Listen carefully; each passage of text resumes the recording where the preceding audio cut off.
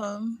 This is the part 2 of my braiders, tips and tricks and hacks that I was researching on to just better my skill for 2022, and I am sharing the rest of the videos with you. So this is a hack to get your ponytail to turn out perfect without it overlapping, so that everyone fits in and is centered where you want it to center, and the center looks round and cute.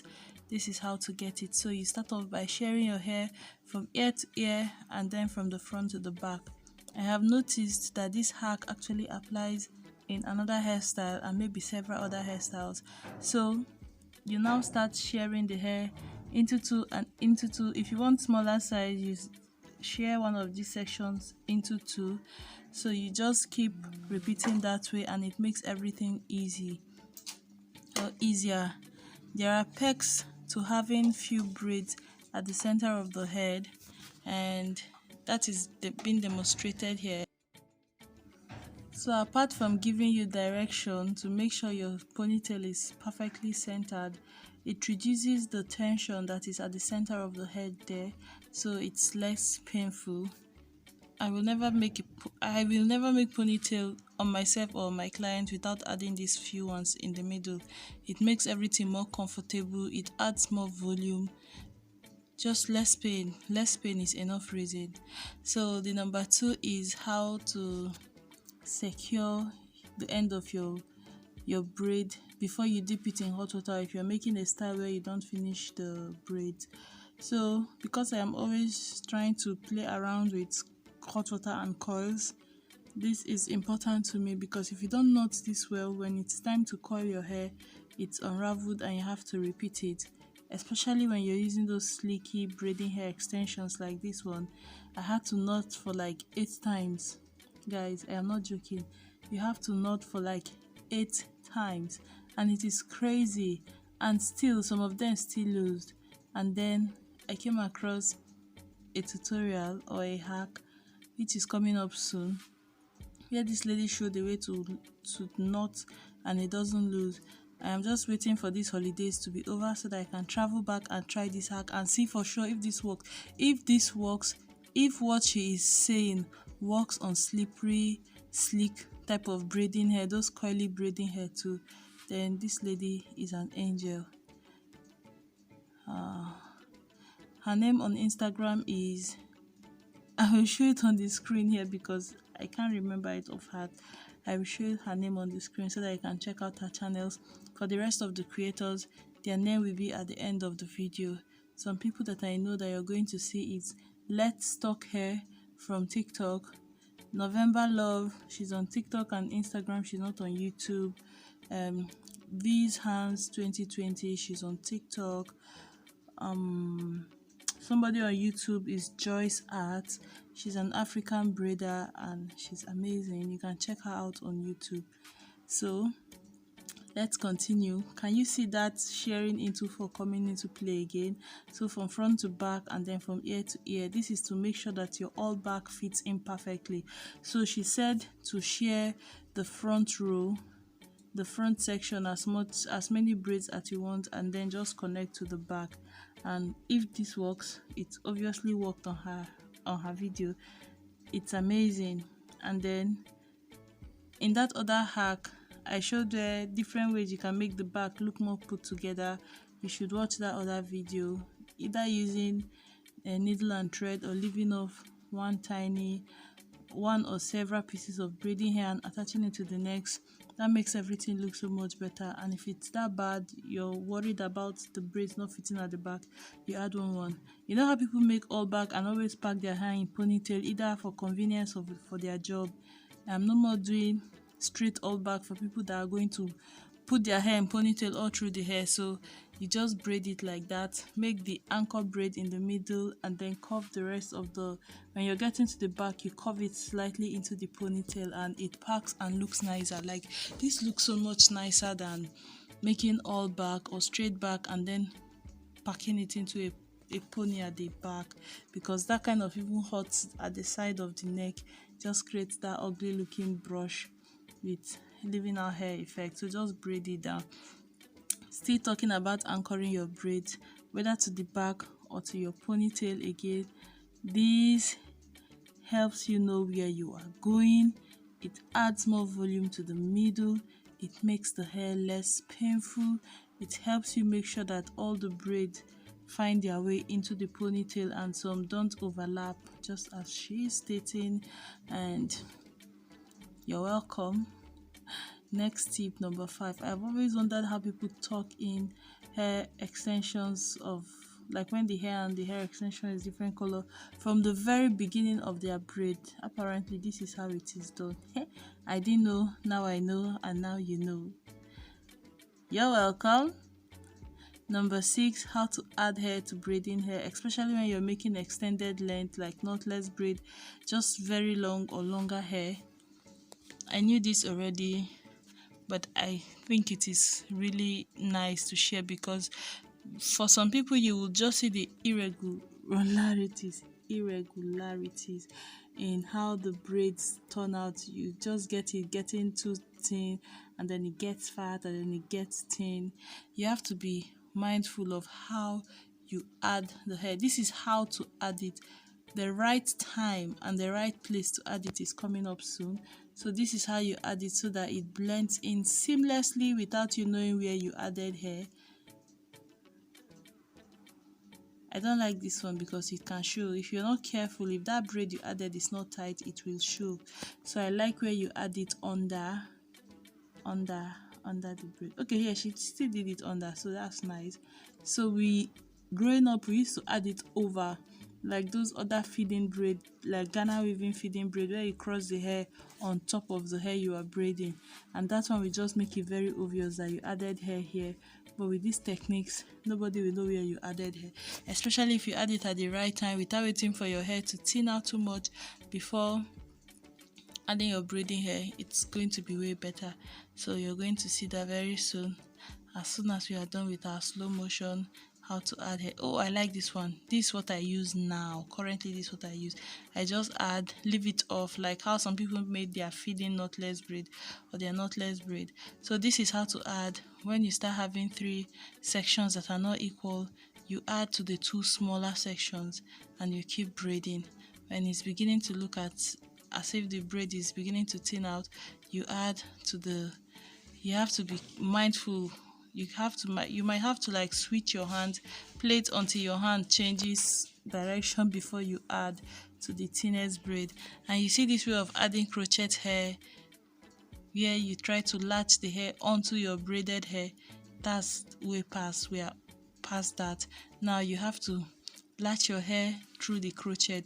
That way, no pain, easier flow, and you don't have that loop, that crochet loop where if you pass the hair extension through its loop, it now forms that knot.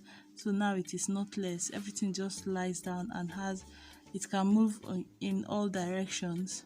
No knot for bulk. Everything can lie flat. These are sometimes I have used it to make my clients' hair, and I don't need to tell you that I like it and I love it. I like it and I love it, and this is how it looked. It took my crochet level to the next plate, like to the next level. If I'm not making like 1-1, when I'm making like the illusion crochet, this is like a step up from the illusion crochet, which is delicious. So this is more demonstration of it.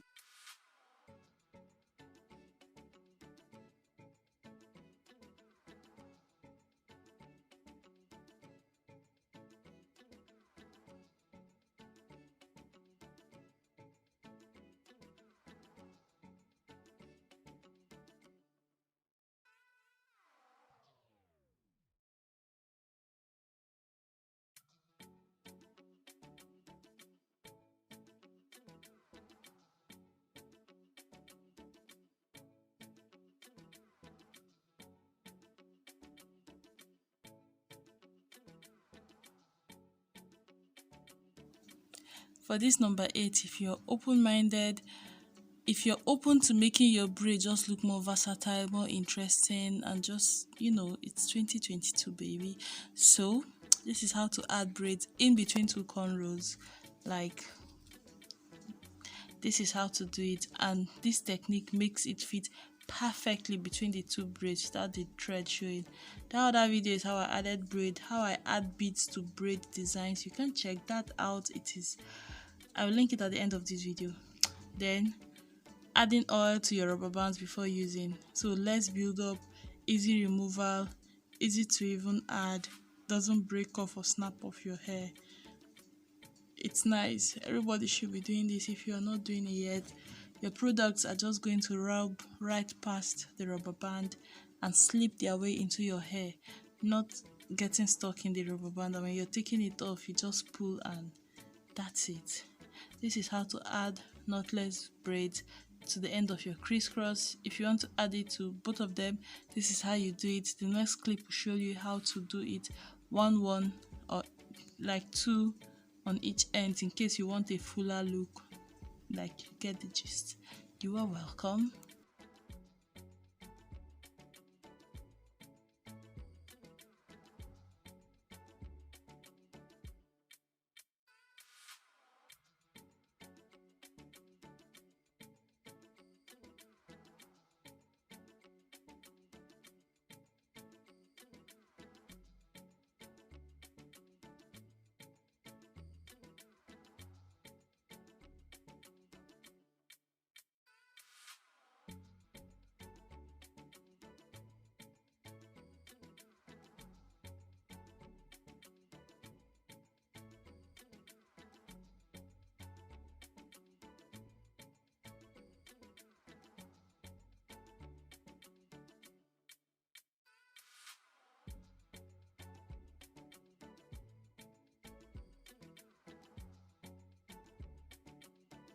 While still talking about rubber band, that is how to conceal your rubber band. So you add from left to right, add your hair extension from top to down.